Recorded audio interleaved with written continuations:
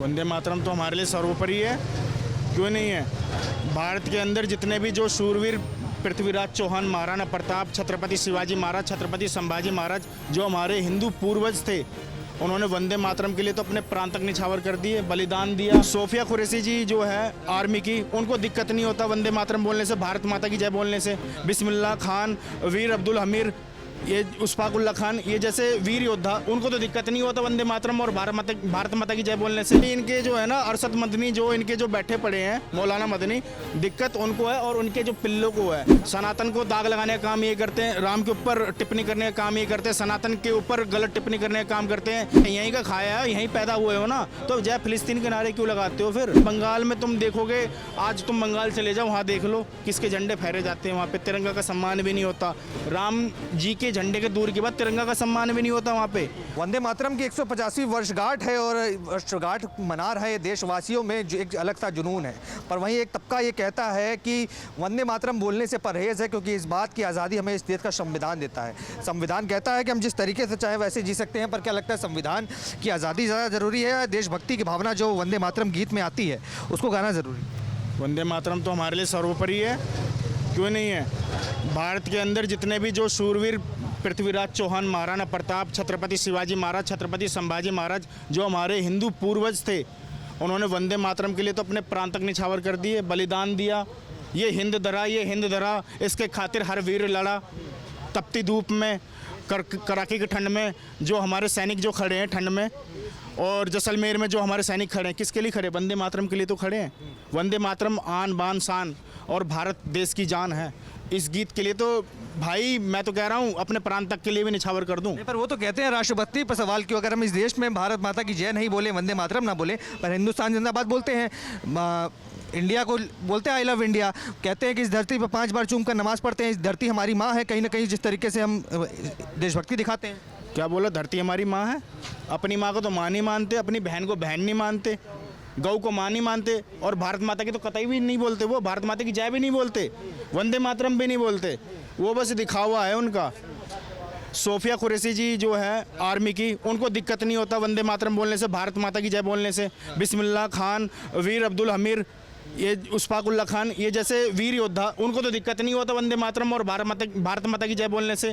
तो इनके जो है ना अरशद मदनी, जो इनके जो बैठे पड़े हैं मौलाना मदनी, दिक्कत उनको है और उनके जो पिल्लों को है, जो एक टाइम पे जिन्होंने, जो कायर हिंदू थे ना, जिन्होंने तलवार के नोक पर सलवार पहना था, ये बाबर औरंगजेब की औलादे जो आजकल डोल रही है ना इधर से उधर, ये उन्हीं के बीज हैं, इन्हीं को दिक्कत हो रही है। संविधान तो आज़ादी देता है कहीं ना कहीं, तो ये उनका अधिकार भी तो बन सकता है कि अगर वो बोलना चाहे तो बोले, ना बोलना चाहे तो कोई आज़ादी उसी। मतलब संविधान ये भी आज़ादी देता है क्या? जो कसाब, जो अजमल कसाब जो यहाँ भारत आया था कलावा पहन के, जो फट जाता है टाइम बम्बर की तरह, ये आज़ादी देता है क्या? जो चांदनी चौक में जो हुआ, जो मतलब विस्फोटक बन के आ गया, फट गए वहाँ पे। सनातन को दाग लगाने का काम ये करते हैं, राम के ऊपर टिप्पणी करने का काम ये करते हैं, सनातन के ऊपर गलत टिप्पणी करने का काम करते हैं, हिंदू बहन बेटियों को धर्मांतरण, लब जिहाद, हिंदू बहन बेटियों को लब जिहादों में फंसाने का काम करते हैं। क्या संविधान आज़ादी देता है? निर्मम तरीके से गौ माता की गौकशी करते हैं, क्या संविधान आज़ादी देता है क्या? इन जिहादियों को, जो कट्टरपंथी जिहादी हैं, ये सबके सब एक है। माना कि कुछ 1% डॉक्टर रिजवान अहमद जैसे और मोहम्मद फैज जैसे, जो जिनकी वीडियो आजकल बहुत वायरल हो रही है, और बहुत वो 1% ऐसे मुसलमान हैं जो पूरे मुस्लिम समाज की आंखें खोलने का काम कर रहे हैं वो। पर क्या लगता है कि मौलाना मदनी हैं, असदुद्दीन ओवैसी हैं, तमाम ऐसे लोग हैं, वो तो कहते हैं कि हम इस देश को में रहे हैं, यहीं का खाया है, यहीं का पिया, यहीं मरेंगे, पर वंदे मातरम ना बोले तो इसमें परहेज़ है। भैया देखो, अगर यहीं का खाया है, यहीं का गाया है, ठीक है, यहीं का खाया है, यहीं पैदा हुए हो ना, तो जय फिलिस्तीन के नारे क्यों लगाते हो? फिर पाकिस्तान की क्यों वाही करते हो? मैं एक सिंपल से एक चीज़ बोलना चाहूँगा, 4 मुसलमान होते हैं, 4 मुसलमान होगा तो वो बांग्लादेश का, पाकिस्तान का हमेशा वाही करेगा, उसके जिंदाबाद के नारे लगाएगा।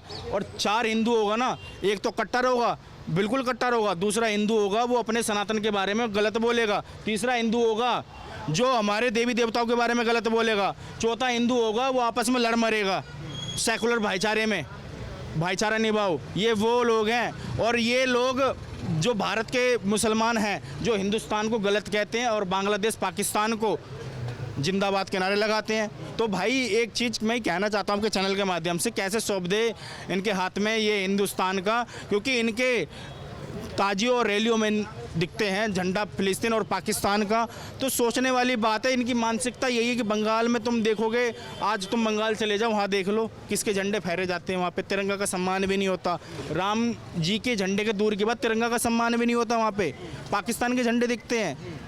जितने भी है ये, मैं कह रहा हूँ 5 लाख जो मुस्लिम महिलाओं ने शादी किया भारत से और अपना शौहर बनाया पाकिस्तान को, तो जाहिर सी बात है, तो कल को अगर भारत का युद्ध पाकिस्तान के साथ होगा तो ये निश्चित है कि भारत के साथ नहीं देंगे, ये उन दोगले के साथ ही देंगे, ये दोगले के साथ ही देंगे, ये हमारे साथ नहीं देंगे। इनके अंदर ना देशभक्ति दिखती है, इनके अंदर ना वंदे मातरम का कोई एक गुण बताया जाता है, ना इनके अंदर गुण दिखता है, ना भारत माता की जय बोलते हैं।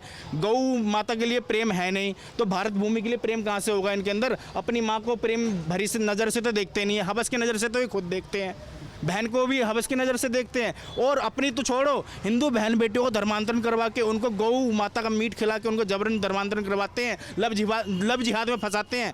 ये तमाम केसेस हैं आज। तो क्या संविधान इसकी आज़ादी देता है? क्या देता है? बताओ, देता है क्या आज़ादी?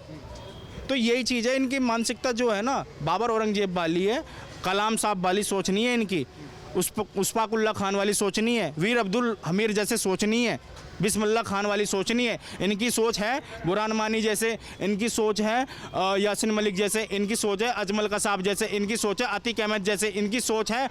आप देख रहे हैं सौगंध टीवी, सौगंध वतन की।